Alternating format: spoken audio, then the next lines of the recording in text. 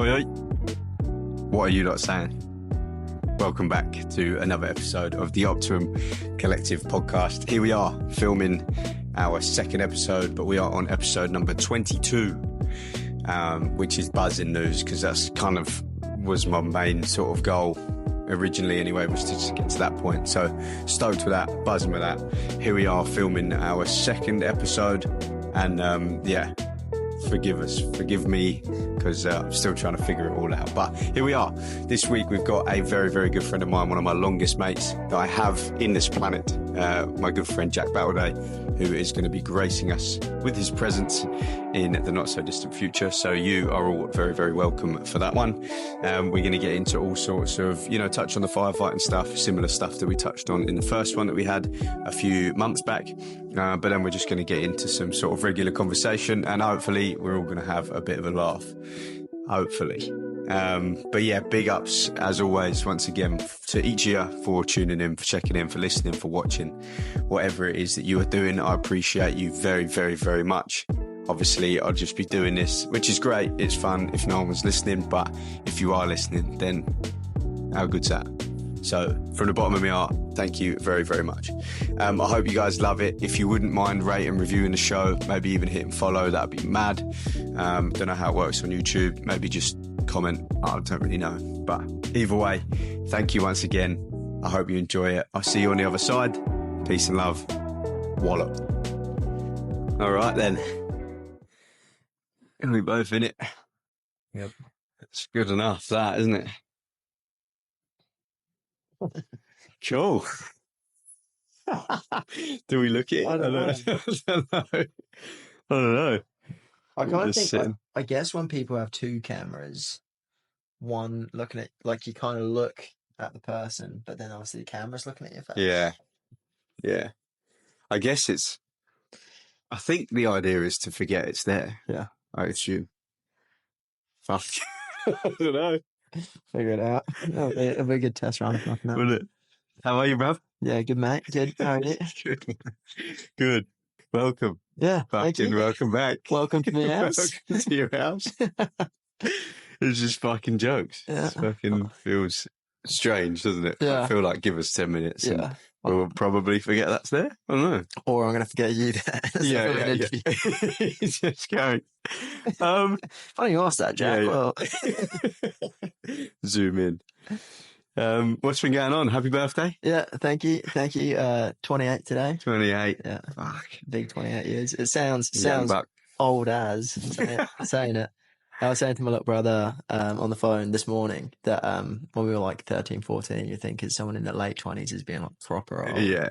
And now you're here, you're just like, I don't feel that old. But It's proper weird, isn't it? Yeah. Proper weird. Especially like, the later you get and you kind of the more you realise this, I hope, loads to fucking go. Yeah. It's also weird as well because like when you're younger and you look at someone that's 28, you're like, oh, they're a proper adult. They've really, got their shit got their together. life together. They know what they're doing. And then you're like 28. I'm like, I'm still just, I'm Figuring it out. fumbling my way through it. Yeah. I feel like a lot of 28-year-olds, so you've got your shit.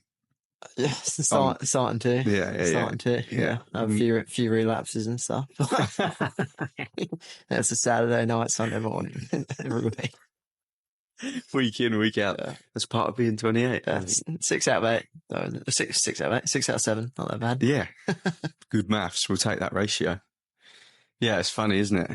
Firefighter, though. I think there's also that, isn't it? Like just being like the job that you have as well. It's quite like, it's reputable. Yeah. Right? So Yeah. I think that kind of would then fall into the perception of your life is definitely, it's together. Yeah. Because not many people are, I don't know, these days anyway, like especially being my age, being 30, and not loads of people have got exactly what they, like your future's kind of, at least the foreseeable future's kind of laid out, right? Well, yeah. So, as you know, obviously I just got a transfer with work. So I've been working up in Bundy, so like 3 hours away, and been living away 4 days and then back for my 4 days off. And so I just transferred to like North Brizzy. So being home every night would be really nice. But it was funny because I was talking to my dad about it, and he said it because I had mixed emotions about leaving. Like I'm really excited because it's way better for me, but sad because you make all those friendships and you make all those connections. You spend so much time in one place, and then you kind of move on. It's just really weird, like packing Yeah. up the apartment and stuff. Yeah. And my dad was saying it'll be weird, like, well, not weird for them, but, I kind of went there like a young kid. I was 22 when I got there. And then, 5, 6 years later, now I'm 28 and I'm leaving. And it's just, I don't know, I guess I was kind of a kid. And then now I'm leaving, not as much of a kid. Yeah, It's kind yeah. of a big transition whilst I was there. Fucking hell. Growing up a lot. So It literally, those kind of like formative years, I suppose, isn't it? Because like you're still dumb as shit when you're 19, 20, 21, right? So, but you think you know it. You think you know it all. But even when I was like 22, I look back at you look back at it and you're like, oh man, I had, no idea what I was doing. And probably look back in 10 years time at now and think, yeah, no idea what you're doing. Literally. And I wonder if the awareness becomes more obvious when you get to that age, when you're like, because right now I still have fucking no clue what's going on. I don't know what I'm doing. Yeah, I don't know. I definitely like with my job that I've kind of got like a clear kind of path of like what I want to do. And yeah, I don't know. I guess it's kind of like, you can branch off in different directions and do different things, but it's still relatively like one dimensional or 2-dimensional. Yeah. Yeah, it's kind of cool. I guess it's different as well, isn't it? Because like for me, I'm like, I don't know if I'd want to know exactly what's down the road. Do you know what I mean? Yeah. But also one thing I've realised recently, but like anytime you do something for an extended period of time, you have a better chance of being good at the fucking thing, right? So I think there's a disparity between me sort of like jumping from thing to thing non-stop and not obviously ever really like finding a groove, whereas you can kind of go, sweet, this is me. I'm fucking good at this. Yeah. And I'm going to be good at this for the next. Yeah. And I think it's what you're passionate about as well, isn't it? But it's kind of funny. We were talking about it the other day, how you end up doing like a million different things and you end up in a completely different place that you were. But then obviously each thing you're doing, you're working on different aspects of yourself and different skills without even knowing you're doing it. Yeah. And then what you end up doing is just kind of an accumulation of all the things that you've done. It's pretty nuts, isn't it? I thought this the other day when we was like, even just like a ski school at the lake, right? Way back when you're fucking like 15, 16 and you're teaching, some of those groups had like 100 people in them. So you're like doing little demonstrations with like, I'll do the kneeboarding demo and then the other person's yelling about it. Usually they were between 20, 50, I don't know, was it 12 people or something? 12 and 20 people were like the standard. So you have those groups of people that are there and you're explaining this is how you position yourself on a kneeboard. This is how you turn on a kneeboard. This is how you do the corner, blah, blah, blah. Yeah. But doing that kind of, I suppose, small scale public speaking and that explanation of stuff, something that when you're a kid, you just kind of think nothing of. You're just like, this is literally just my day to day. And I fucking love it, to be fair, because I work at a wake park and I'm teaching people how to kneeboard like it's jokes. And then now I'll find myself in like a group fitness situation or even just like the PT stuff or whatever. And just that kind of level of explanation, demonstration, all ties in together, right? So then it's like those things that I thought were just fucking, everything is like a skill, really, isn't it? Yeah, 100%. And public speaking, I think definitely. And what I've kind of learned about myself is because I obviously would have done the same thing at the wake park and always coached, older people in general, and it kind of does build your confidence. But for me, like if I can speak publicly really well if it's something that I'm really confident with, and something I know a lot about. Like if you threw me in like a fitness class, trying to teach a fitness class, I'd just be like absolutely freaking out. But yeah, That's funny. You're right.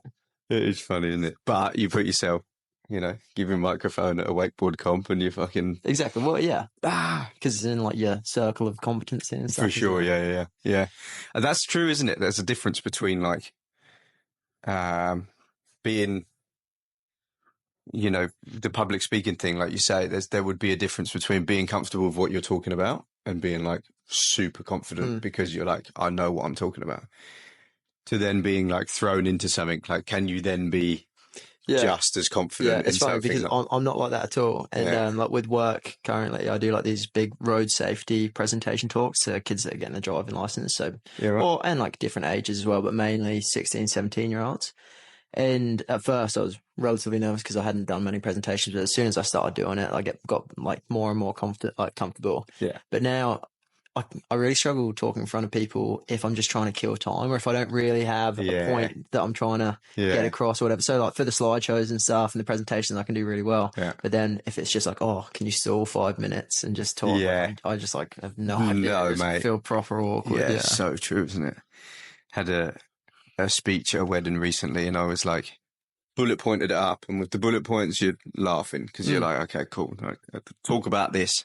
And then you can ramble as fuck. But like you said, as long as you kind of have that direction in what to talk about, it's like... Yeah, I kind of struggle. If I don't know what I'm going to say, then I'm thinking in my head, oh my God, I don't know what I'm going to say. Yeah, true.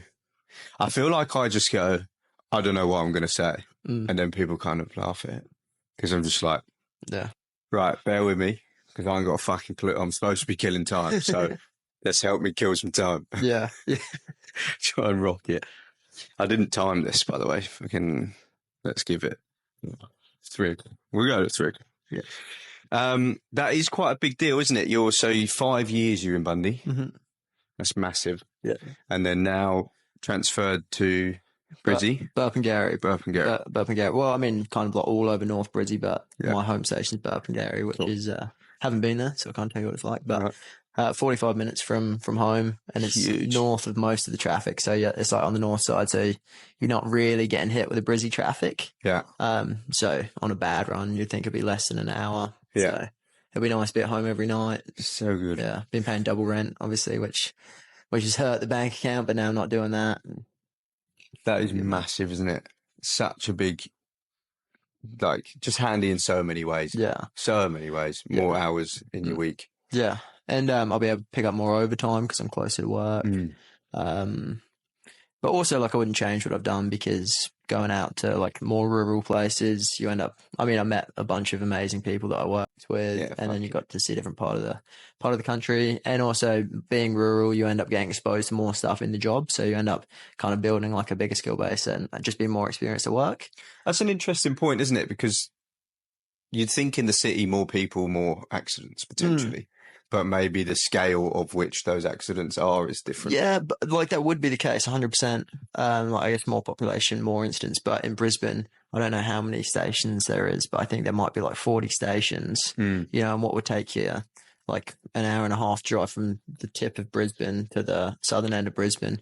Whereas in Bundy, we just had the one fire station. And you could potentially be driving 3 hours to an incident. So you got like a huge area. So I guess it's just you got a smaller patch in Brisbane. Yeah. And you'd have some stations which are busier, but I guess like more slow speed roads in general. Whereas out Bundy, like you just got sketchy roads at 100 k's an hour. Yeah. Whereas in Brisbane, obviously you got the highways, but people go slower on the highways in general because of the traffic and. True.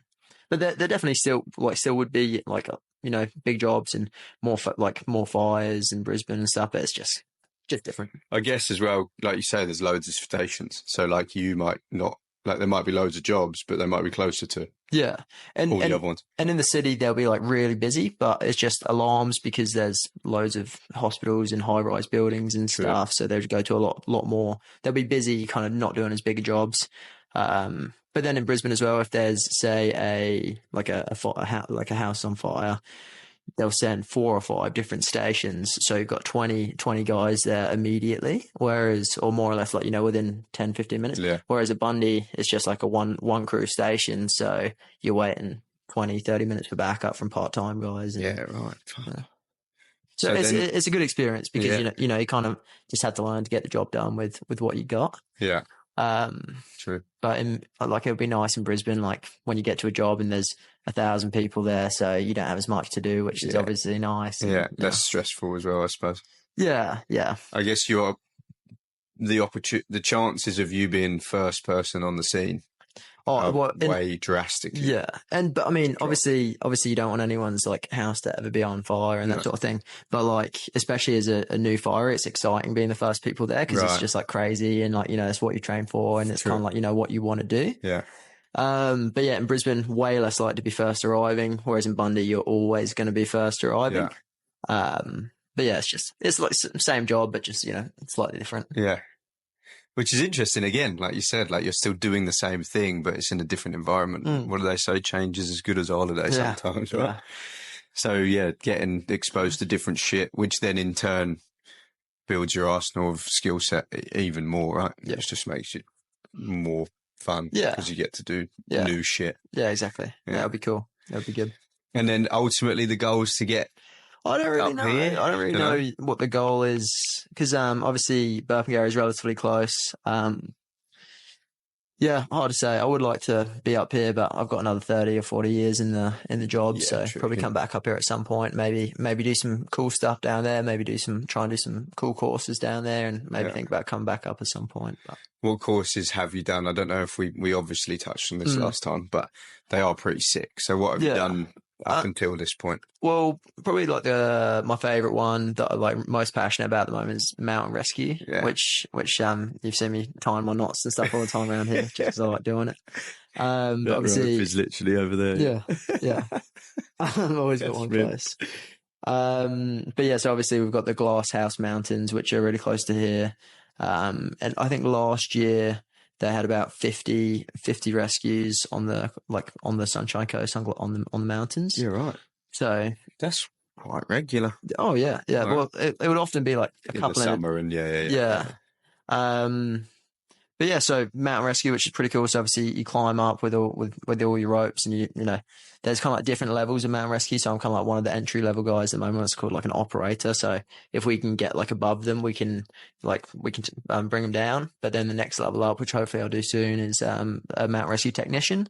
Which basically I don't really know too much about rock climbing yet, but basically you'd be a lead climber. So say there's sheer face, you can't get above them for whatever reason, then you can climb up to them, you know, in a safe way, get to them, and then like abseil down with them. That's sick. Which would be cool. Yeah. How much rock climbing have you done? Like minimal. That's like that. Bit of bouldering. Yeah. Bit of bouldering, and then obviously you're going on camp at school and stuff. Yeah.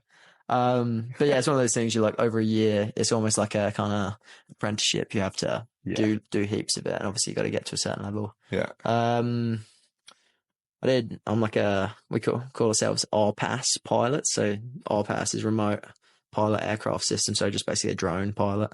Sounds fancy. It sounds cool. Yeah. It's not that cool. But yeah, that heavy road crash rescue. So learning how to like use different equipment for if like a big truck was to roll over or whatever, then you can just learn different techniques to rescue people out of trucks and that sort of thing. But among a few other things. Yeah, fuck. Yeah. There's been one that you've been supposed to do twice now. Right? Yeah. That one's.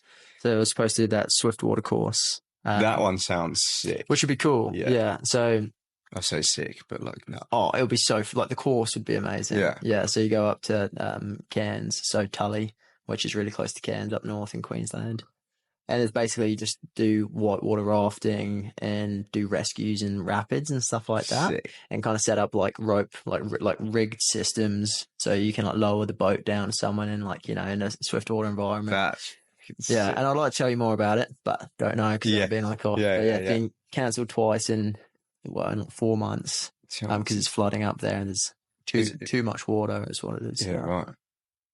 So that's fun, not funny, but interesting because we were saying how surely that makes it even more gnarly, right? Well, it's better to train than that. Yeah, and that's what people say. Oh, how can there be too much water for a water course?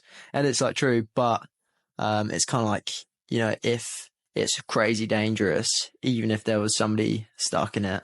Unfortunately, if it's too dangerous, you're not gonna try and save them because it's just like it's a pointless exercise which would end up getting your crews killed. Yeah. So it's like if it's too dangerous to do that, we're not going to train. And, like obviously you train how you play, and if it's, you wouldn't play in it, you don't train it. Yeah, that's true. Very true, isn't it? It's pretty fucking nuts, hey. Yeah, there's like I don't really know units of water measurement, but it's like there's supposed to be 80 megs going over the dam, and there's like 800 megs, which I know I haven't seen it, but I don't know what megs are, but I do know that 800 is quite big. Yeah. So sounds about right. Yeah. And to be fair, whoever's making the decision to not do it is probably way smarter than me. So good on them. Yeah. Good on them. Yeah. So hopefully that happens at some point in the not so distant future. But Yeah. yeah, I mean, third time's a charm, isn't it? yeah.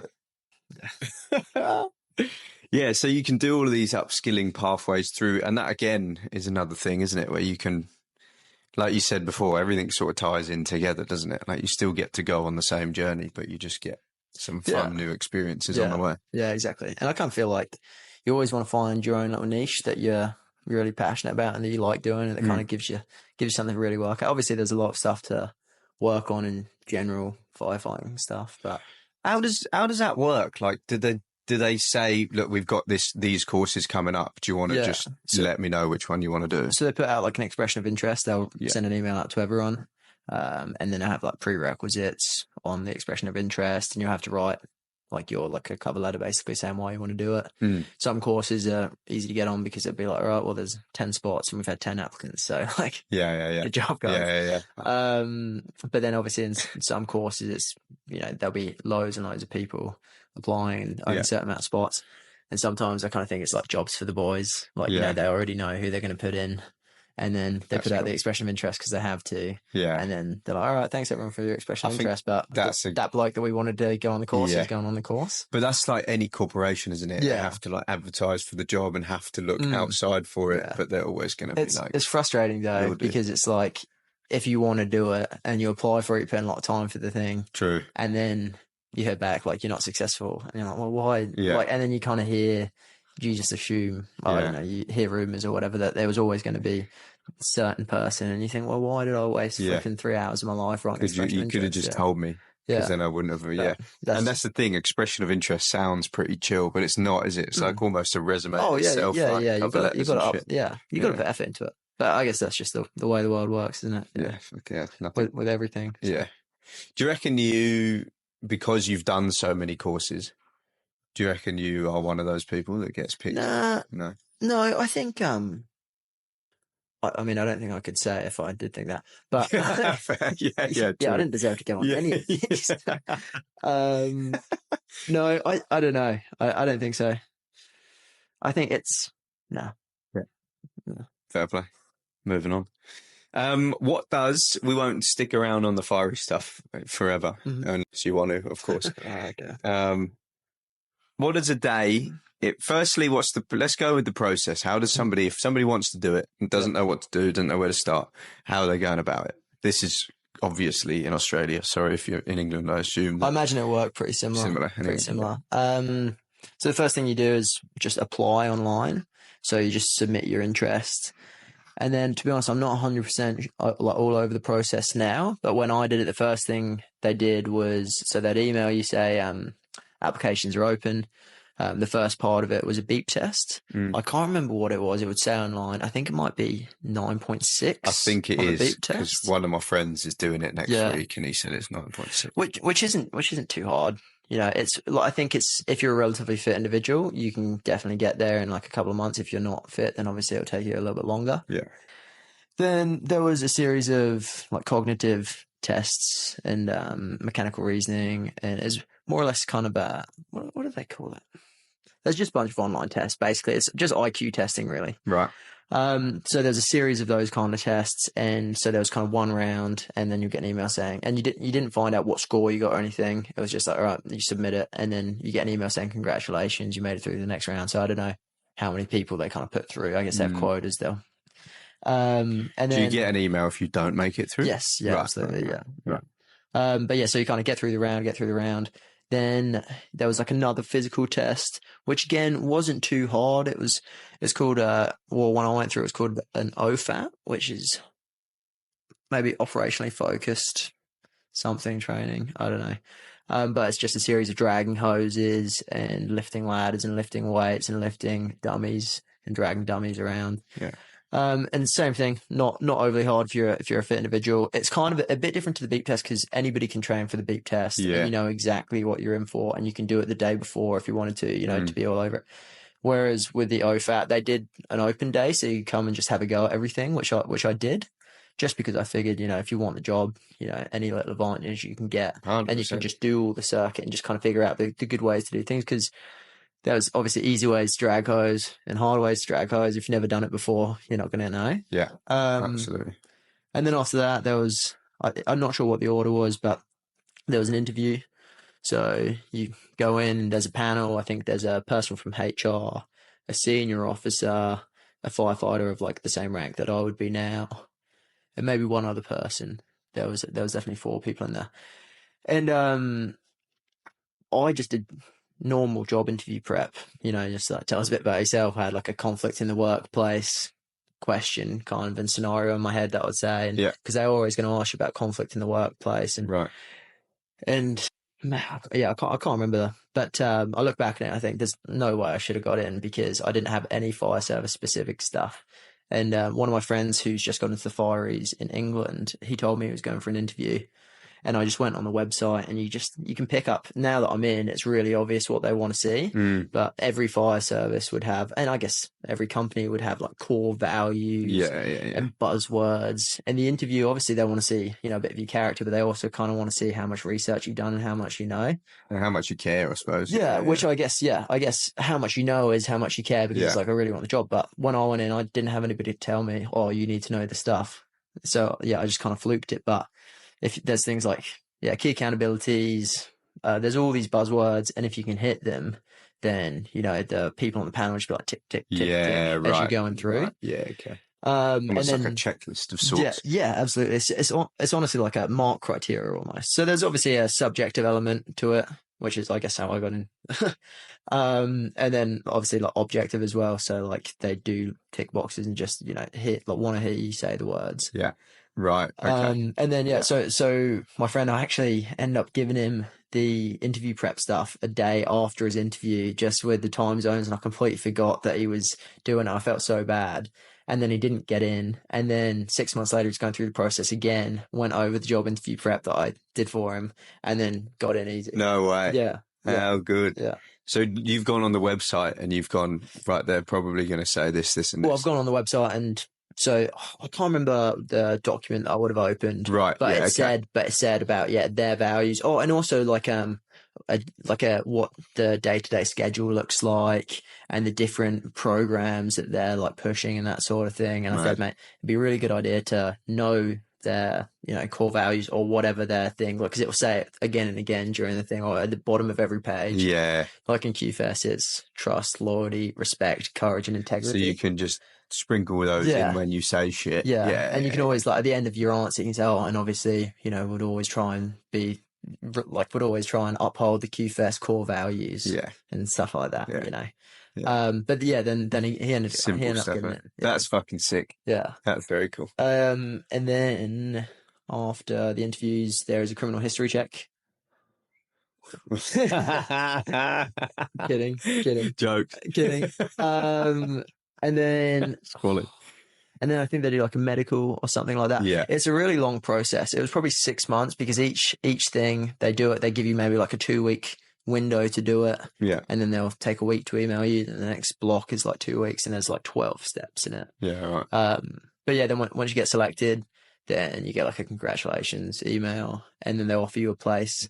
And they can offer you like different places around Queensland, obviously, and you can say yes or no. And then once you've accepted a position, you'll be enrolled in a recruit course. The recruit course is 4 months and it's done at either Brisbane or Townsville. And you just learn all the basic firefighter stuff. And then, then you end up going to wherever your station is.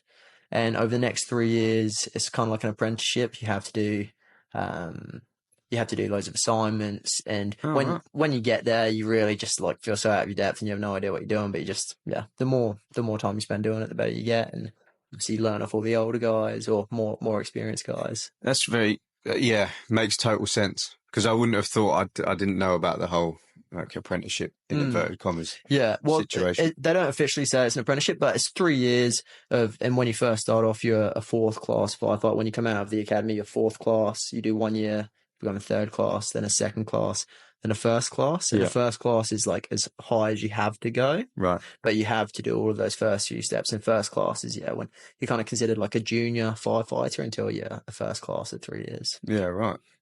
Mad. Yeah.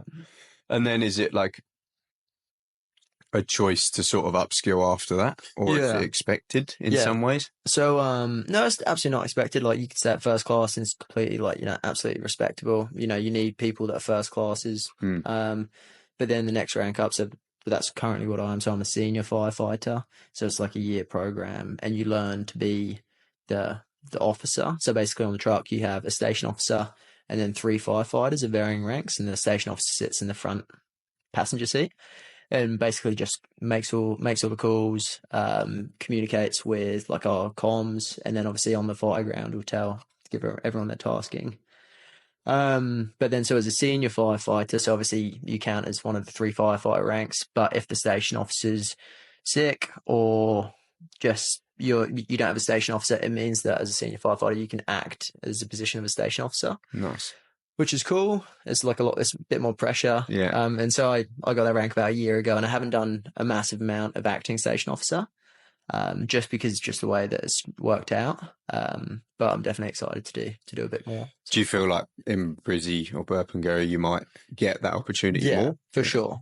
Because in Bundaberg, obviously it's a 1-station town, so they have the positions all filled. Whereas I guess so there'll be about 30 staff in Bundaberg of like permanent firefighters, whereas in Brisbane I think there's over 1,000. Yeah. So just the pieces get moved around a lot. Yeah. So you might have to fill holes and being of that rank, you'd be more valuable, because you'd be like, they might be scrambling one day and be like, shit, where do we get? Oh, he's the one. Yeah, and it's also cool as well because it means when I'm picking up overtime, so it means I pick up overtime as a firefighter, or I can also pick it up as a station officer if they're short on station officers as well. Yeah, that's a win, isn't it? Oh, yeah.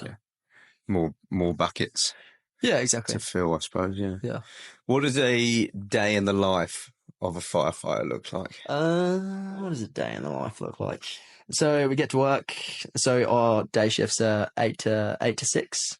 So 10-hour days. We rock up probably get there about 7:30. Have a shower, shave, get ready, and then probably walk into the kitchen at about 7:45. And then everybody from the off-going shift will be sitting having a coffee in the kitchen, and then everybody from the oncoming shift will come to the kitchen. It's kind of like a big communal kitchen with a big table. Make myself a coffee and just talk shit with have a chat. Yeah, talk shit for a while. And then you probably. Yeah, so the other shift, the off-going shift leaves at about 8, pretty much bang on 8.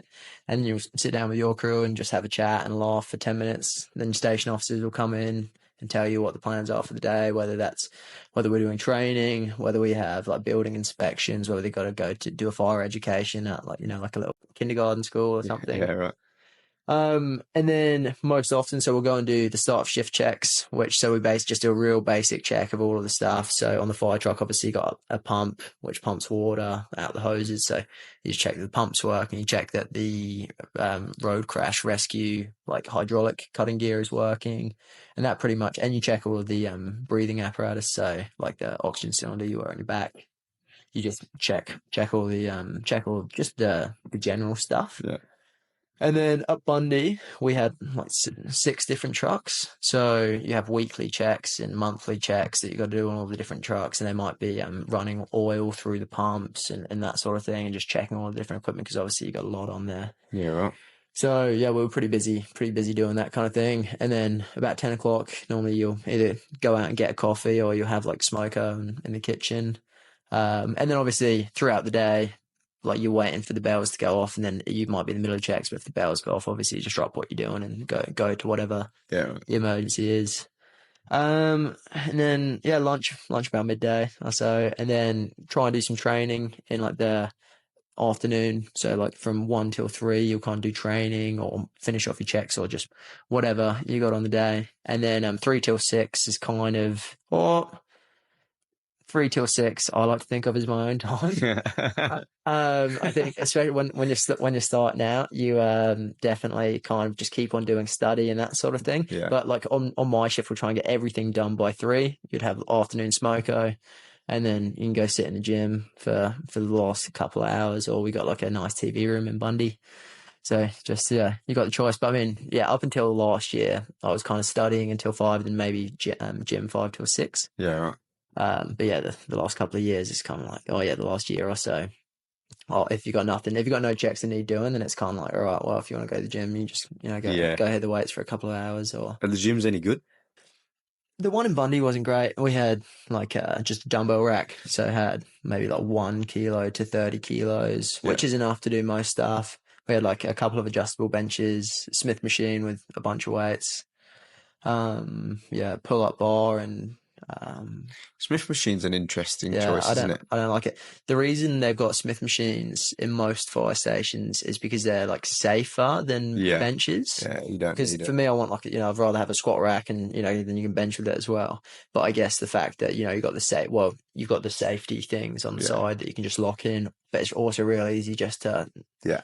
If you re-rack can't- it. Yeah, no one's getting injured. No. Or the chances of it are Yeah, way less. Way mitigated, less. don't they? And we've also got like a treadmill and a bike, and we've got like a multi movement thing. It's like a lat pull down and then the seated row and like a tricep pull down. But like it's one of those things that it just is kind of rubbish for all of them. But like I'm not complaining because it's we get to work out at work, which is cool. Yeah, fucking hell.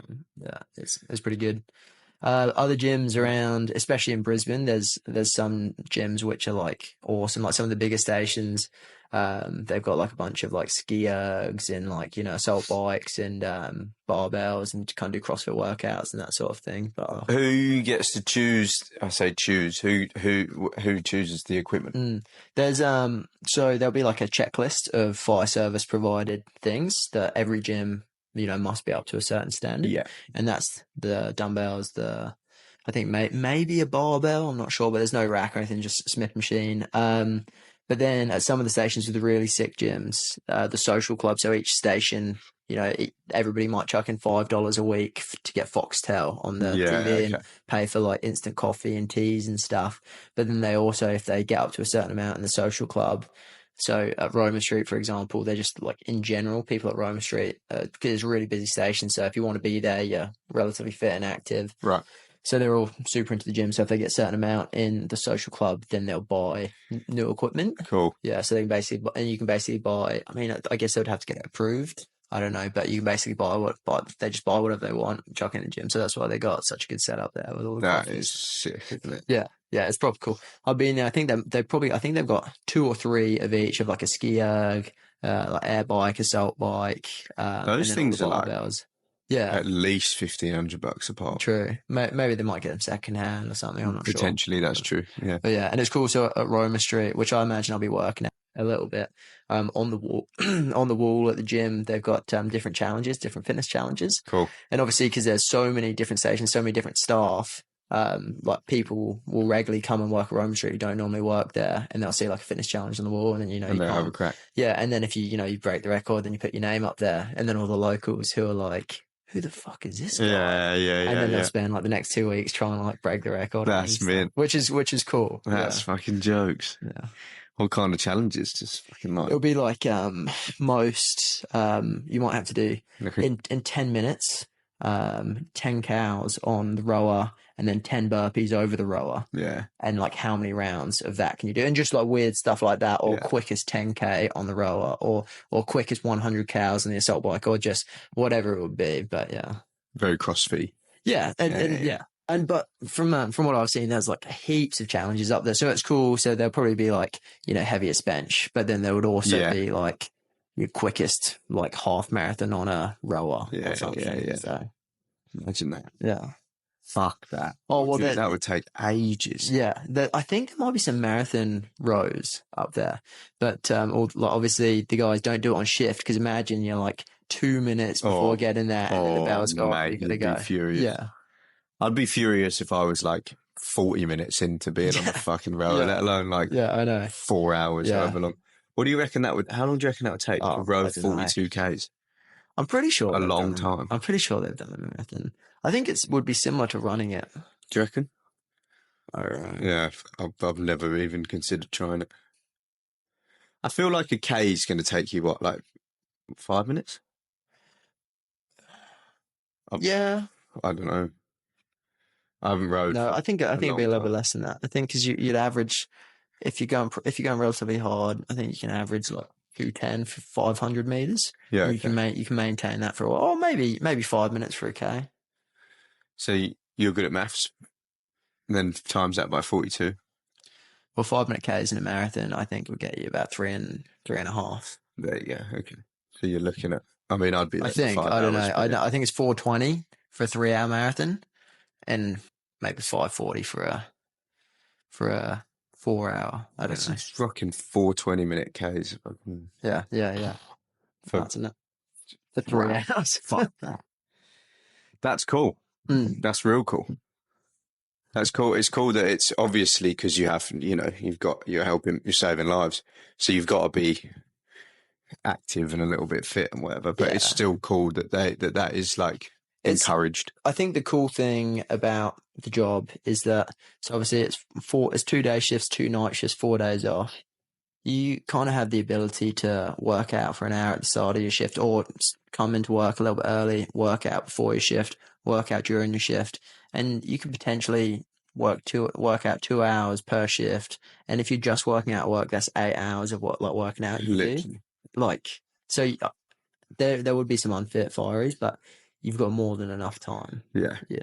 The time objection is not acceptable for you. It is so cool, and we're so lucky because obviously I can imagine working. Say you're on the tools at 6 a.m. You don't get home till 4. Yeah.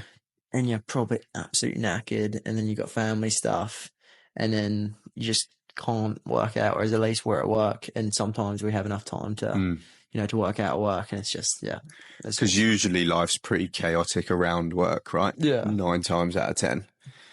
So then if you can use that work time, you're gaining way more hours in your week and your days and all of that. Yeah. And sometimes it doesn't, if you've got a busy day at work, sometimes just, it doesn't work out, but more often than not, you can't work out, which is really cool. That is proper handy, isn't it? Especially now. There's so many people, I haven't got time. So, well, you do, but like, you definitely do if you've got, a bit of time. As a firer, you do. You do. It's like, it's some like during summer or like during bushfire season, like you probably wouldn't work out because you're working proper hard all day. Yeah, fair. But that is mint. How good. What a job. That's fucking sick. Yeah, I love it. And it's, so like I said, so much to look forward to as well, right? Like, you still you're at a point where because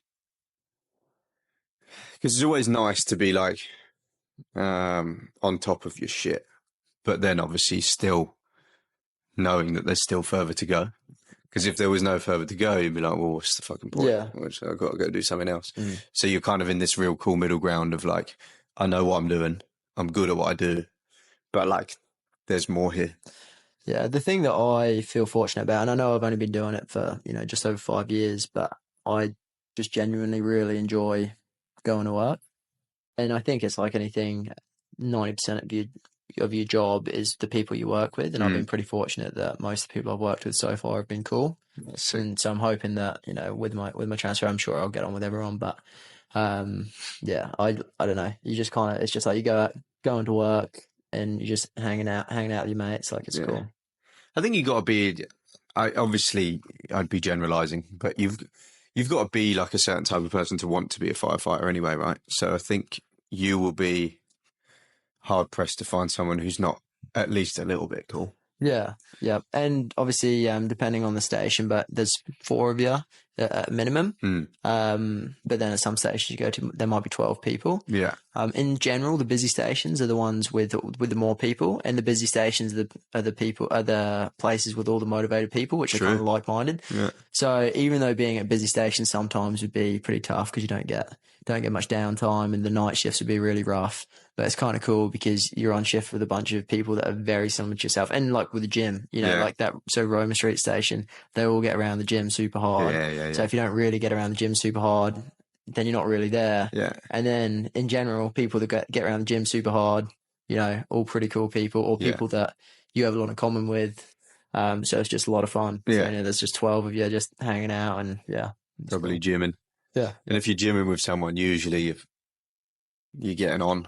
Yeah. That is very cool. Fuck yeah, that's mint. Again, we could talk about fiery stuff if you want, or I've got a list of like whatever. Yeah. Just fucking like pointlessly weird questions that we can let's do touch some on weird if we stuff, get yeah. into that. Some weird stuff on the casting Some couch. weird shit. It does say.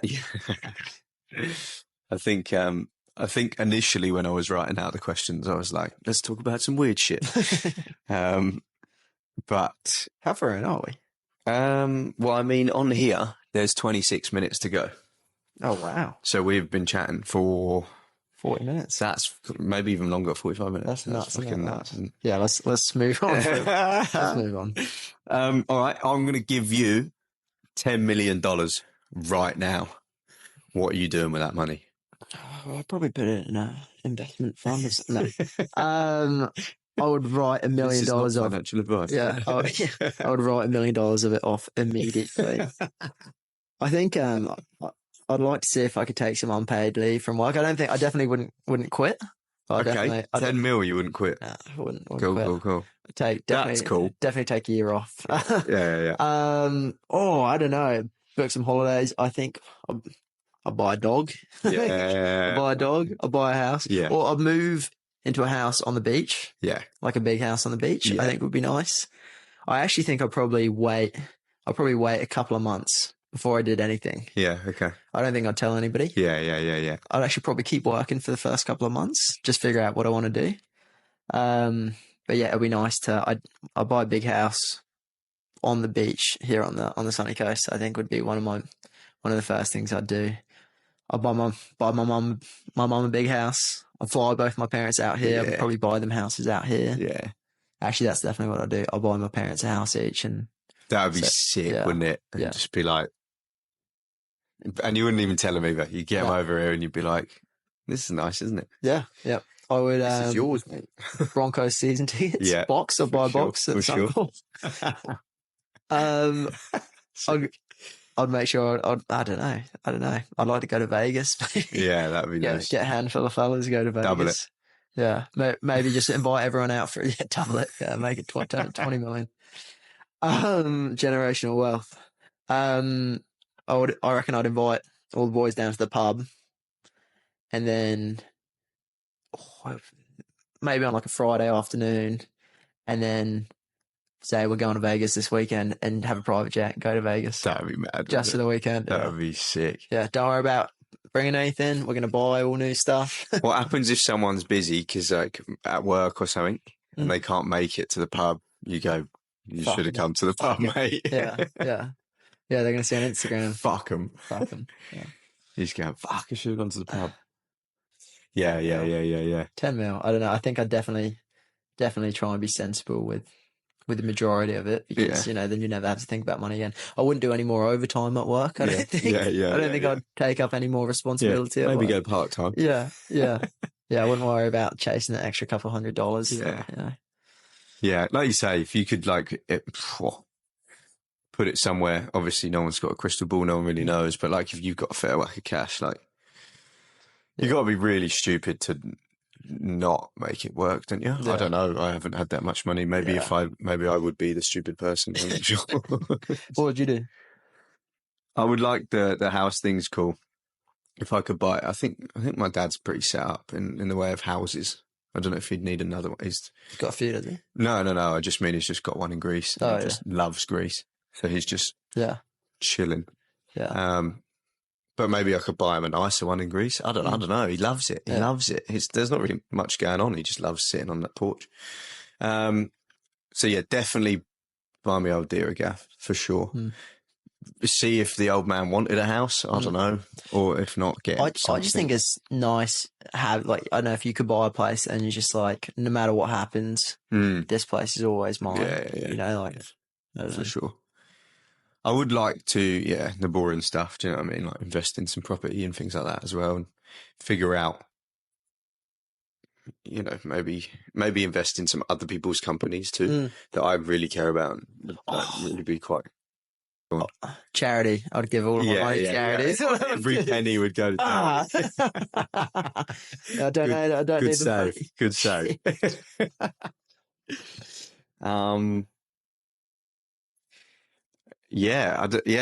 I'd probably maybe have a real think about exactly what business I even thought about it. Why can't I think of any answers? I wrote the fucking question. Think about what business I really wanted to get into, like properly. Maybe I'd like pump ads for this, buy a bunch of fancy. Well, the camera's cool. Actually, the mic's cool. We'll keep this place as a studio. Yeah. Exactly. That would be mad, wouldn't it? It would be cool to like sit everyone down and just be like, here's an envelope with like, I don't know, this much money, or here's a new car or something like that, and just start giving. Buy you. Yeah, definitely buy me you. Yeah. Buy you, trade in the little Volkswagen up. Yeah. I love her. She's great. You'd have to keep her for the motor chats. Yeah. It doesn't move anymore. Yeah. It's just it's on bricks. Yeah, definitely buy a new motor. Yeah. I don't know. Yeah, have a look at invest in other people's businesses, shit that you care about.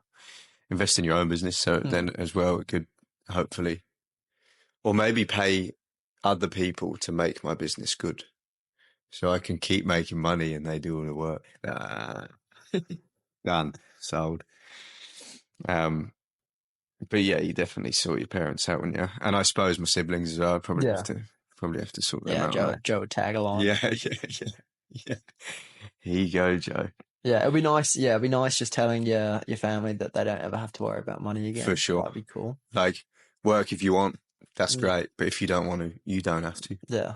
Like, I got you. That would be fucking. It would also be cool if you had enough money that you didn't have to worry about money, that you really could just follow whatever your passion is, you know, and it doesn't matter if you're making any money from it because you're set, you know, you can just do what you really enjoy.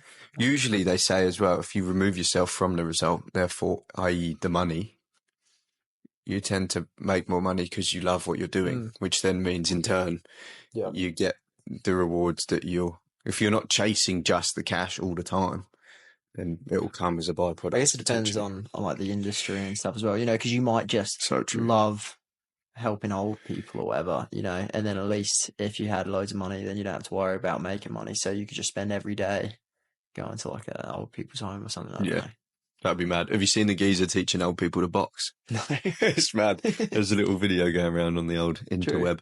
He's like, going into old people's homes and they're like boxing shit. Imagine pay-per-view for that.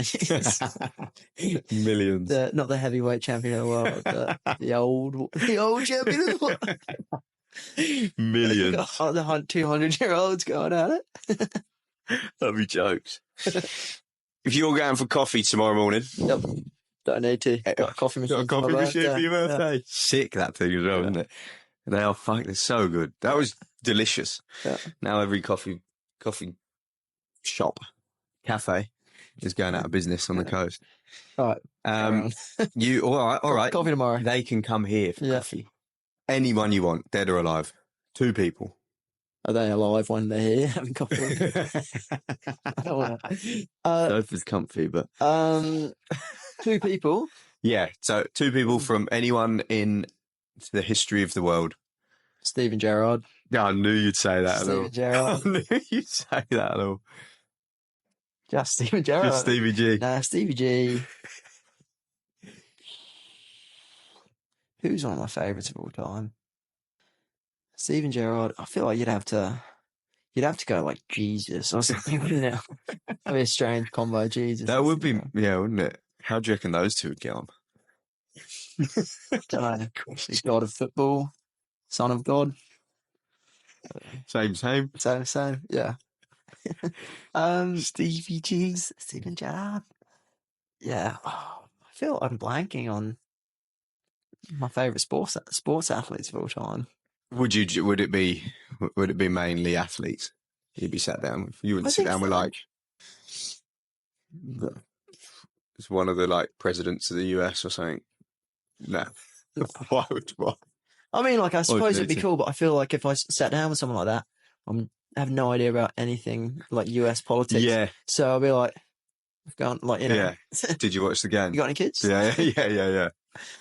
What do you then? Whereas at least, with, you know, I don't know. I feel like I'd be starstruck with like sports stuff. Or I just like would like to meet them so much. Whereas obviously there'll be like political leaders and stuff who might make for a better interview. But I tell you, just hanging out popped in my head. Don't know why, but like one of like the Motley Crue members because they'd have some That would be fucking nuts. gnarly stories, That would wouldn't be they? nuts. Yeah. Or even Ozzy Osbourne or something. Yeah. You'd be like, tell me everything. Yeah. Oh, you've seen. What you can remember. You've seen The Dirt, like Yeah. the Motley Crue movie. Yeah, sick, innit? Yeah, it makes me want to be a rock star in the 80s, and you see how crazy bad it is as well. But I'm like, I don't care. Yeah. I want to. Yeah. Yeah. Oh god. I feel like a musician as well. Like Tupac or something. Oh, yeah, that'd be Yeah. fucking I don't mad. even really know too much about Tupac, but how cool would that be? Would be, yeah. Yeah, me and Tupac got coffee. He'd be a fucking cool dude. You'd think so. For sure. Yeah. He did some sick shit. Changed the trajectory of the world. Anyway, that's getting a bit deep. Stevie G and Tupac, or Stevie G and... G. Oh, I don't know, man. Steven Gerrard and...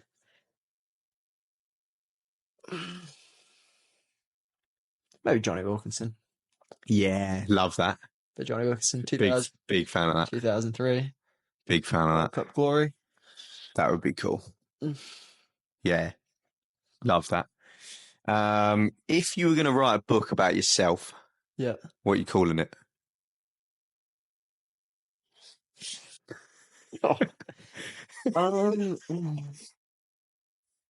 Next question. I don't know. I don't know. How long do you reckon that book would be? Am I writing it? What would be your favourite chapter?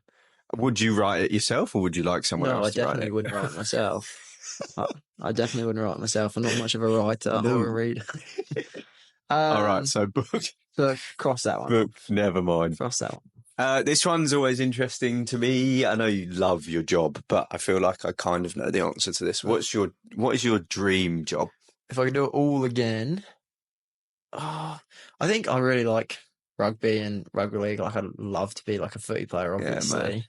If I could do it, I mean, being like a football, like soccer player, like football, would be obviously elite because they're like so incredibly rich. Yeah. Whereas like NRL players, which currently like my favorite sport to watch is NRL, so I'd be like, that would be so sick. Yeah. But the majority of guys are on just a few $100,000 a year, which is obviously like good money. Wouldn't hate it. I'm taking that if you're offering it. But I'd rather have like £100 million a year. I think being a football player, you know, because you're like, I mean, like imagine being like Cristiano Ronaldo. Like you're literally probably the most famous person in the world. Yeah. I kind of feel like if we were down the pub and I saw any NRL player, like I'd be like pretty pumped. I want to go talk to him. But if I saw like Lionel Messi, I'd be like, it's just a different level, isn't it? It's different beast, isn't it? Oh, it's just like, it's nuts. You are literally nuts. But what's crazy about that is like they're both like, you know, Reece Walsh, Lionel Messi, they're both at the top of their sport, right? Yeah. Like, is Lionel Messi better at football than Reece Walsh is at footy? 100,000%. Do you reckon? Like tenfold. Well, because you think about how many people play rugby league in the world. And how many people like live for football. You know, you think about all of these countries. But I mean, I don't know. There'd be like a billion people will have kicked a football. For sure. You know, how many people have passed the rugby league? Well, if you use the money thing that you just said then, like if some of them are on 350 a year, Messi's getting that a week. Grand. Oh, more than that. Be on that like a day. Yeah, true. But I mean, just because you're on more money doesn't mean you're going to be better. Like the crazy thing is as well. So like the Australian soccer team, the football team, obviously isn't that good on the world scene.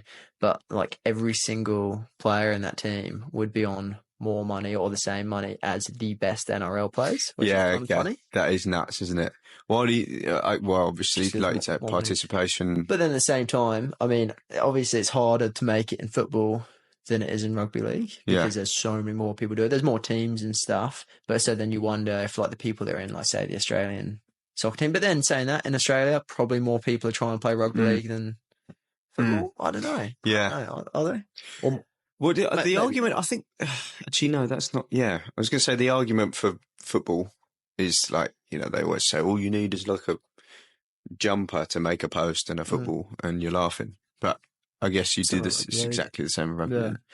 But then all sports expensive, really, though, isn't it? Even if like the startup costs aren't much, when you get to a certain level, you've got to, you know, go to different parts of the country and different parts of the state to go on just different competitions, and then you got to pay for hotels and just everything. You know, I find that always going to add up. Because especially here, the country's so big.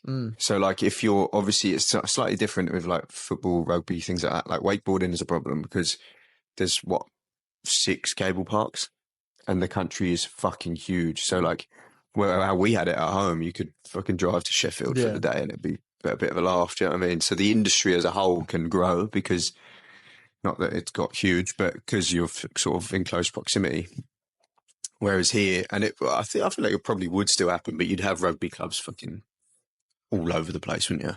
So it's easier to have that participation, I suppose. But I don't know. I wouldn't know whether there's more football clubs than I don't know. Yeah, mate. I genuinely have no idea. Yeah, I don't know. Don't know. You do know, like in England, though. Do you remember when we was growing up? There was always that kind of like, if you play football, you can play rugby, but it's like it's a bit dangerous. Yeah. So I don't know if there's that like danger element to it here. Especially all the concussion stuff. And I think if you were to look at it, like from a parent's point of view, I mean, my kid's going to be a professional rugby league player. 100%.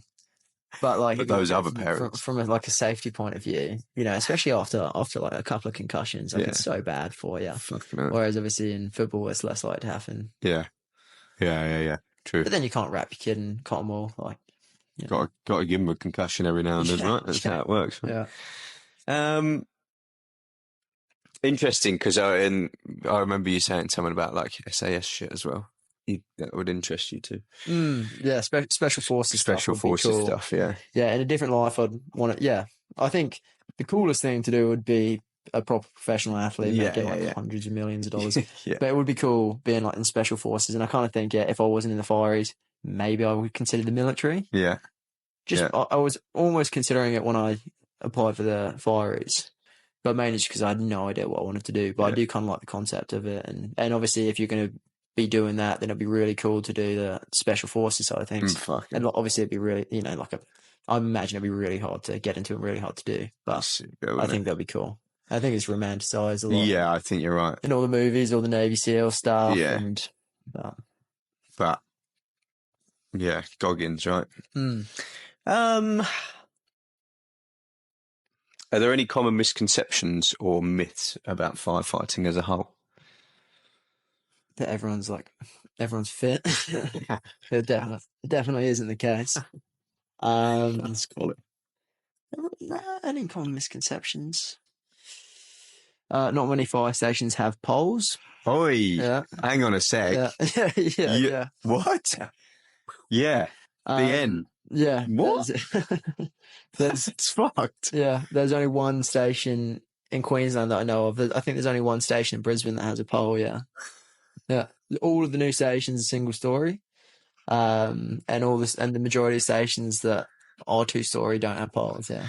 That is nuts. Do you know what? If I was good at this podcasting thing, that would be the fucking selling point of this poddy, wouldn't it? It'd be like, you'll never guess what the truth behind fire stations. Why does anybody do it? So there is one at that Roma Street station I was talking about, but to go down it, you've got to have an induction and stuff. No way. Because obviously it's kind of dangerous. Yeah.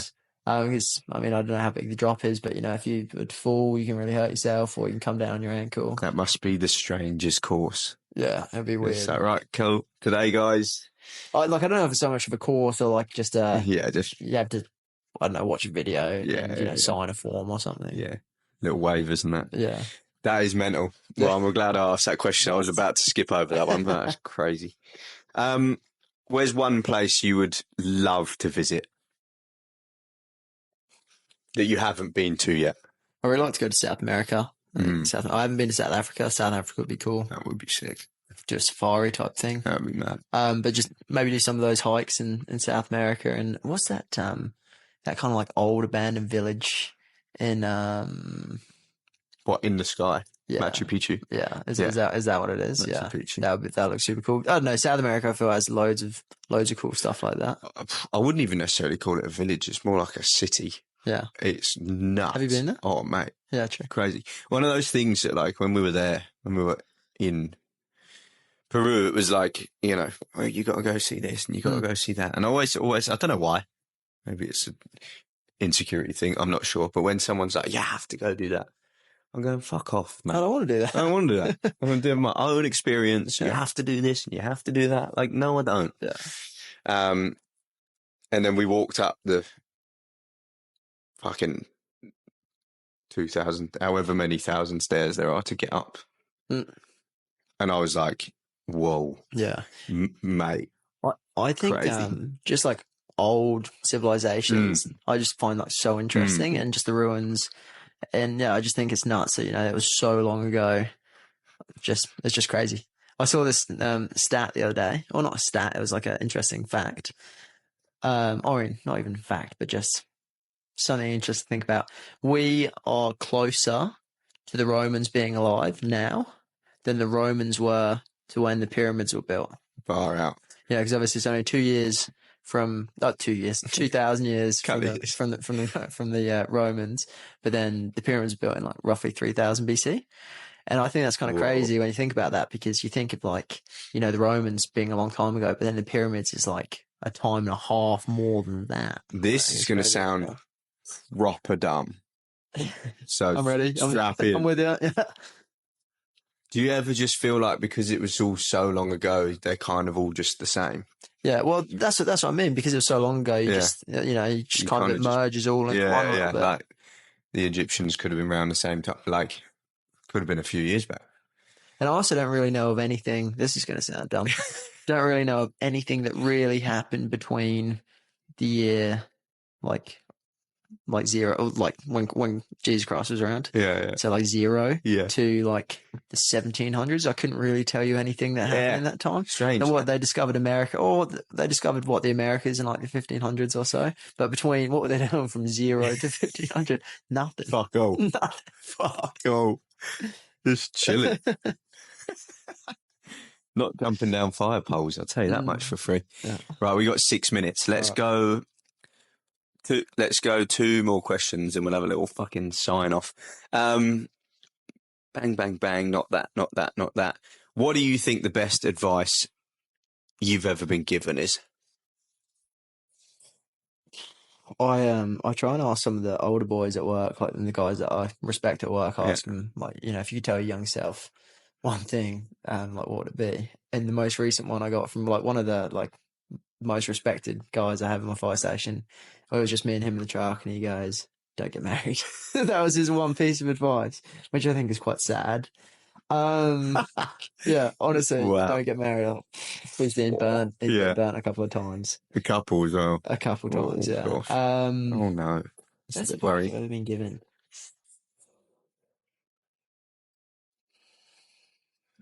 I think treat everyone how you'd like to be treated. Yeah. So true, isn't it? So true. Like, if you're a dickhead, the world's gonna be a bit of a dickhead. Yeah. I know. I don't really believe in karma, like per se, but like I definitely believe in good things, having good people. I think I think if you're nice to everyone you meet, I mean, obviously it makes you feel better as well, because you're in a good headspace and stuff. But say you're a really nice person to 1,000 people, then one of those 1,000 people might be in a position where they can positively impact you one day and be like, "Hey, he's so nice," or someone else. Do you know what I mean? Like, you can have an impact on somebody else. Be like, everything's sick, and then that person might have been having a shit day, and then their day is better, and then they might then pass that on as well. And also, like, you never know what like demons people are battling, as well. 100%. Sometimes like people just blow stuff way out of proportion, and it's just like, man, you might be going through some serious stuff, or you might just be an absolute dickhead. You're just a cunt. Yeah. Which definitely is the case as well, actually. It's funny, isn't it? I guess that level of... I guess it depends how you view stuff as well, doesn't it? Like, sometimes people are just... Yeah. Some people are negative people, and I think it's easy to get like that sometimes. Sometimes I catch myself being like that as well. Well, I even said the other day, I was like... I'm catching myself moaning a lot recently, and it's just... Yeah. Oh, it bums me out if I'm being like that. Then it bums me out that I'm being like that. I think it depends as well on what you're focusing on, right? Because if you're always focusing, like, obviously with the business and things like that, it's like there's always like And it's we always wanted to. the grass is always greener sort of thing. Yeah. So sometimes you're just like, well, remember, I think what we don't do is kind of take a look and see like sort of how far you've come, I suppose. Yeah. And I think if we did that a lot, that would create gratitude, which would then in turn be like, oh, everything's okay. We're good. Yeah. All right. 3 minutes. One final question. Have you got any goals or anything for the next 12 months? What's your main plan? I don't have any real goals over the next 12 months. Because I guess I've got like a lot changing in the next few weeks with like changing. It almost feels like a new job. Yeah. So I don't know, just kind of settling in my new job, and it'll be exciting to be down here full time. Yeah. I'd like to be fitter, I've been pretty rubbish the last 6 months. I just haven't been in a good routine and kind of struggling with injuries and stuff. So I'd like to get back to a better fitness level. But yeah, nothing. I mean, actually, I should probably think of some, but I don't really have anything that I'm food for thought. Yeah. Fucking hell. Love it, man. Thank you. Yeah. Thank you very much. Spending an hour on your birthday with me. Yeah, no worries. With the wooden spoons. I appreciate it, man. That's fucking fun. Rough. Legend.